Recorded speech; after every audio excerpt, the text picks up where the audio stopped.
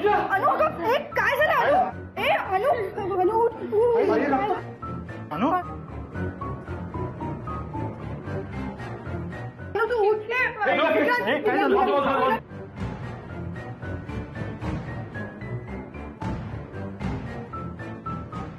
अनु काय होणार नाही, शांत हो. काय झालं अनुजा काय झालं सांग काय अनु झालं बोल अनु शांत हो. खिडकी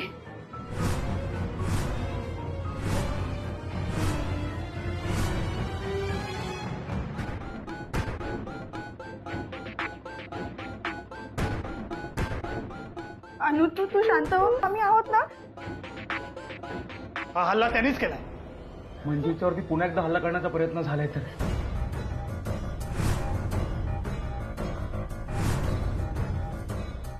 थांबा मी पाहू ना विक्रांत प्लीज तू नको जाऊस प्लीज विक्रांत मला जावं लागेल नाहीतर उशीर होईल थांब मी आलोच विक्रांत विकी काळजी घे ए अनुजे हे घे हे पकड हो हो हो हो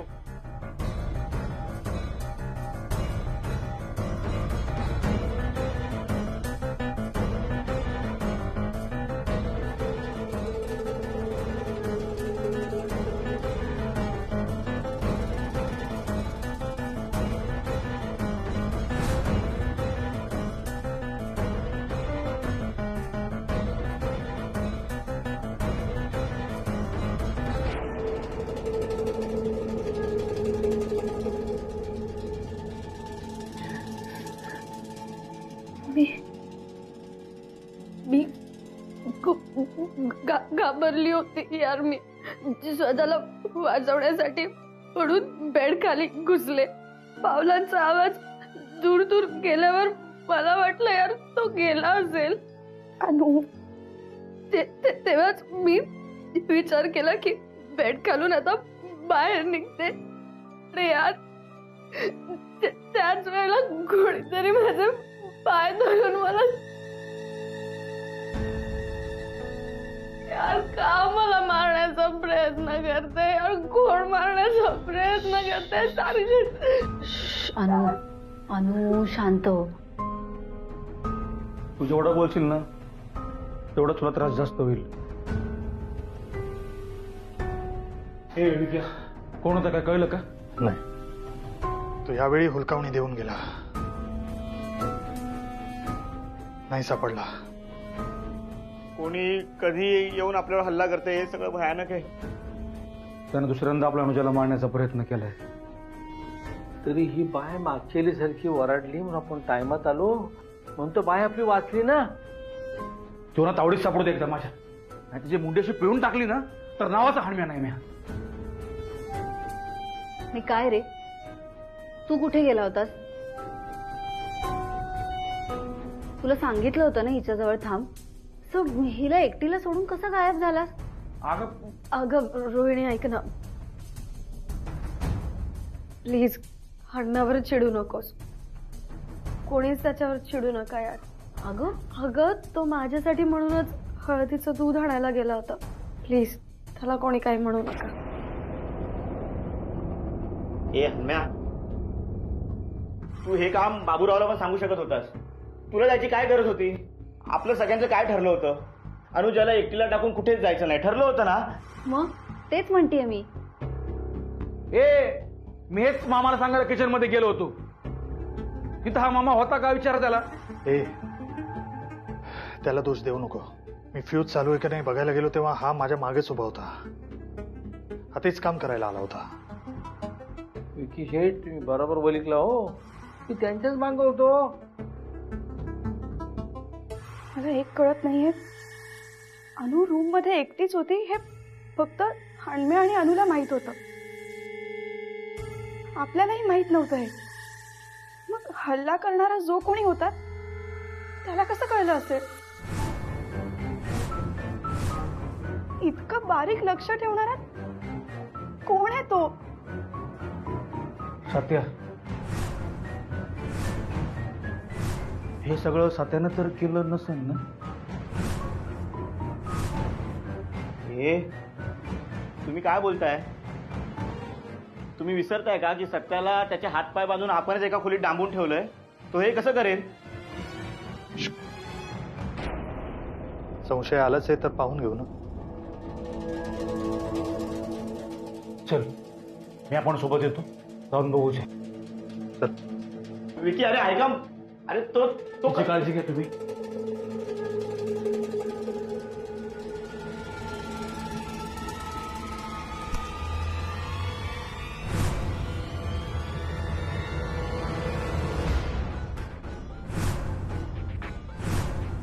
सत्या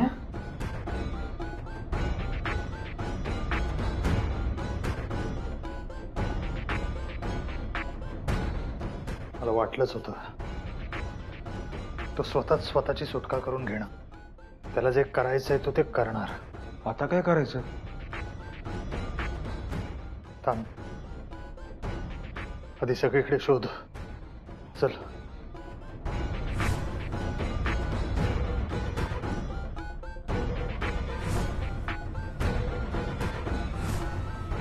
सत्या, विकी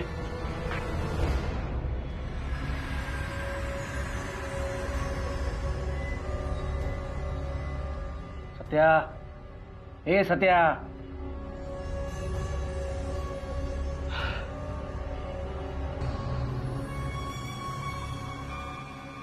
काय झालंय? तुम्ही इथे का आलाय? असं का बघताय? काय झालंय? हा? आपल्या अनुजेवरती हल्ला झालाय. अनु कसं काय? कोणी केला? हा? नाही सापडला, पळून गेला पुन्हा. अनु अनु कशी आहे? बरी आहे ना ती? तिला लागलं नाही ना जास्त? नाही, सुखरूप आहे ती. तिथं आम्ही वेळेवरती पोहोचलो म्हणून थोडक्यात निभावलं. पण हल्ल्यामुळे तिच्या जखमा पार चिघळल्यात.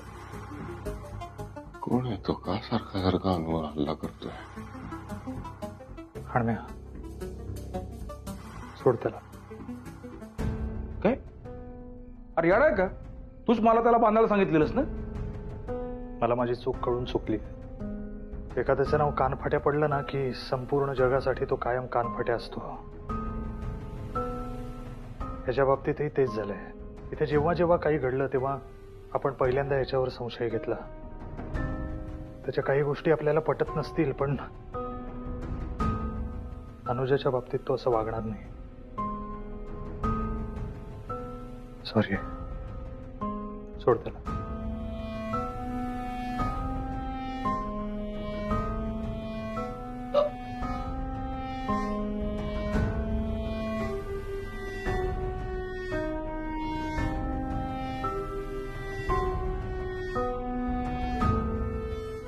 चला ये, पकड मला, हात धर.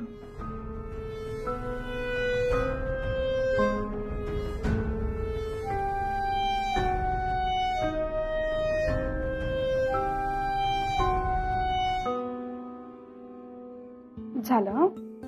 2 मिनिटं झालं. हळू. सायली, हा? तुला काय वाटतं? अनुजा आता स्टेबल आहे ना? हो, रक्त थांबलंय आता. तसं रिस्क नाही वाटत आहे. काळजी नको करायला. हा, अरे पण हे दोघं अजून आले का नाहीयेत? एक टिक्या जा ना जरा बघून ये. मी थांब. रोहिणी, थोडा वेळ अजून थांबून बघूया. येतील ते इतक्यात. हा, हे सगळं जर खरंच सत्याने केलं असेल ना तर अवघड आहे. आपल्याला सगळ्यांनाच सावध राहायला लागणार आहे. तुमचा सत्याच्या बाबतीत काहीतरी गैरसमज होतोय. प्लीज तुम्ही.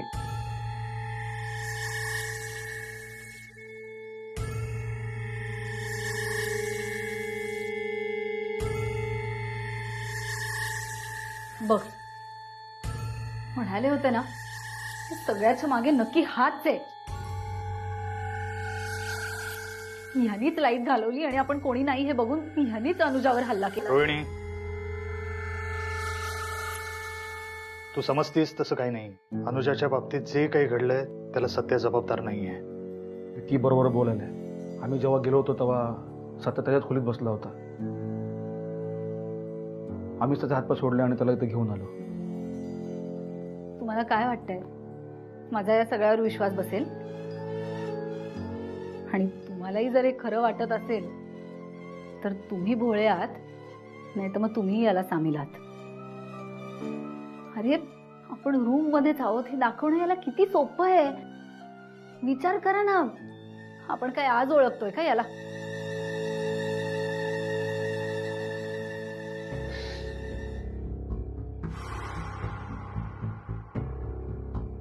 बोलायचंय मला, बोलू दे, बाकी काही करत नाही.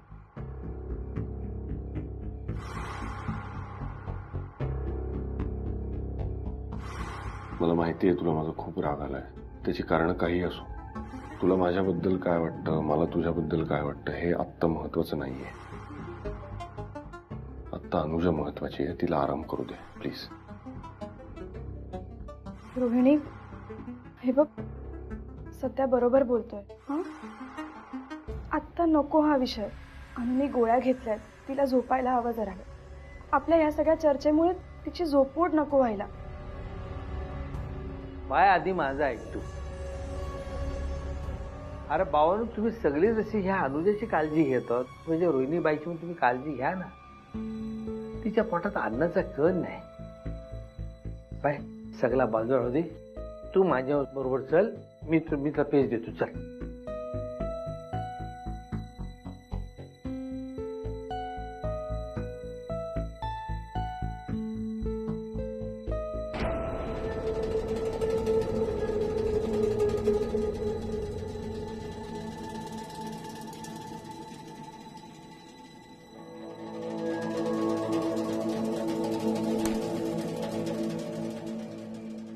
अय्यो सावकाश. चल.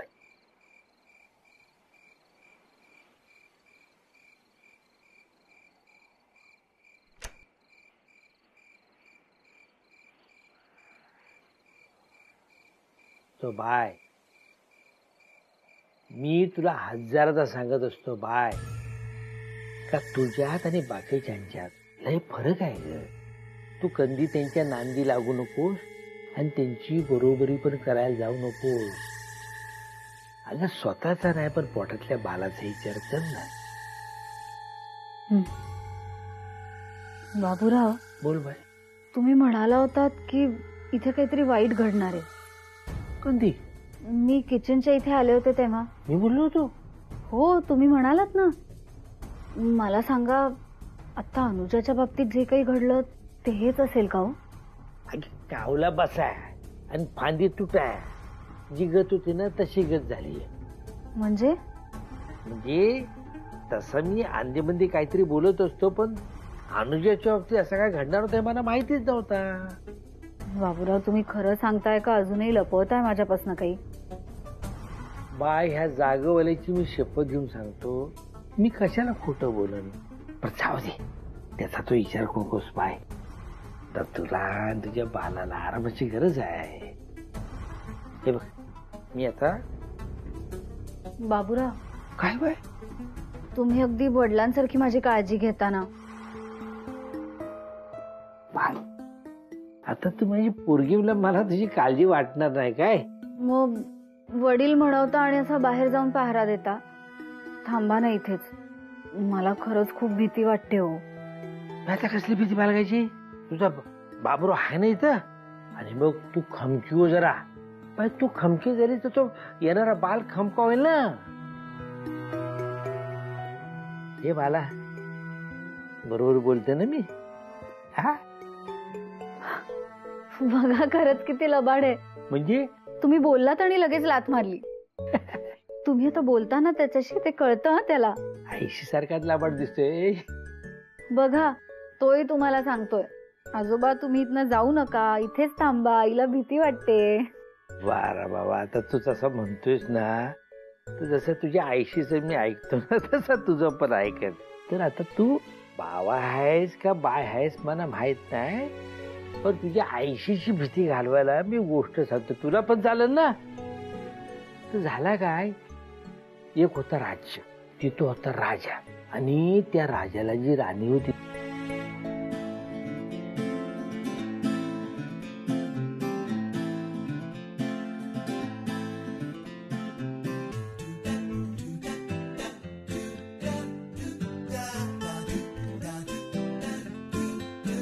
ते राज्य पोचली, गोष्ट संपली आणि बाय आमची झोपली.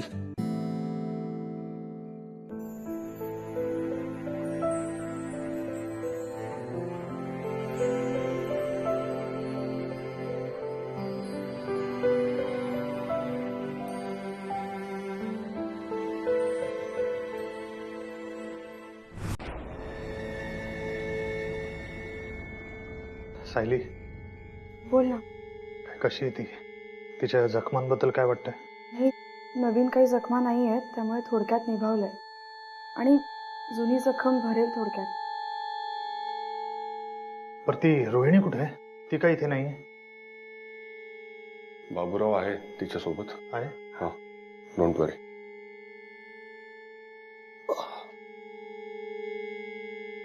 तुमच्या एक गोष्ट लक्षात येते का? आता काय? तो जो कोणी आहे त्याला सगळं माहित होतं. आणि आधी लाईट घालवली म्हणजे हरम्या अनुजासोबत नाहीये हे त्याला माहित होतं. विकी लाईटचं काय झालं ते बघायला गेला. रोहिणी तिच्या रूममध्ये होती आणि बाबूराव विकीच्या मागे होता. सगळं माहित होतं त्याला. आणि म्हणजे कोण कुठे कसा आहे ह्याचा पूर्णपणे अंदाज घेऊन त्याने अनुजावर हल्ला केला. एवढ्या कमी वेळात तो जर एवढं सगळं प्लॅनिंग करू शकत असेल तर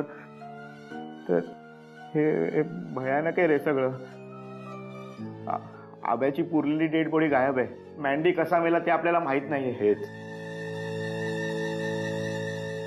मी हेच सांगण्याचा प्रयत्न करत होतो. इथे कोणीतरी आहे जो प्रॉपर प्लॅनिंग करून आपल्याला मारण्याचा प्रयत्न करतोय. तो जो कोणी आहे ना, तो इथल्या आपल्या सगळ्या हालचालींवर लक्ष ठेवणे व्यवस्थित. आपल्या आयुष्यात आधी काय घडलं होतं, आत्ता काय घडतंय, त्याला सगळं माहिती आहे. विचार करायचा तर असा विचार करा ना की असा कोण माणूस आहे ज्याला आपल्या पास्ट बद्दल आणि प्रेझेंट बद्दल सगळं माहिती आहे. त्याच्यामुळे आपला जीव धोक्यात आहे इथे. तो जो कोणी आहे त्याला लवकरात लवकर शोधायला हवं. मला नाही वाटत तो आपल्यापासून फार लांब आहे. करेक्ट आहे. कदाचित तो कोणीतरी आपल्या जवळचाच आहे. किंवा मग आपल्यापैकीच कोणीतरी.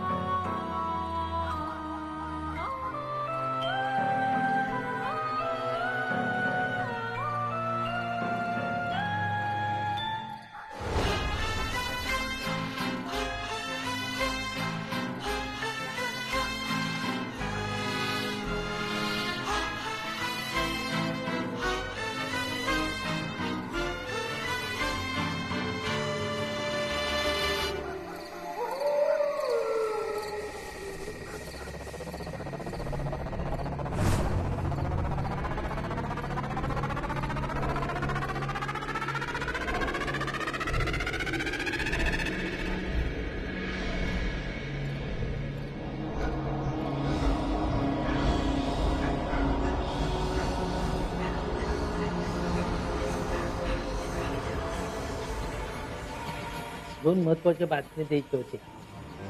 त्या सत्यशेठला मोकला केलाय आणि त्या सत्यशेठनी विकी शेठला मारायची सुपारी दिली आहे. काय करू?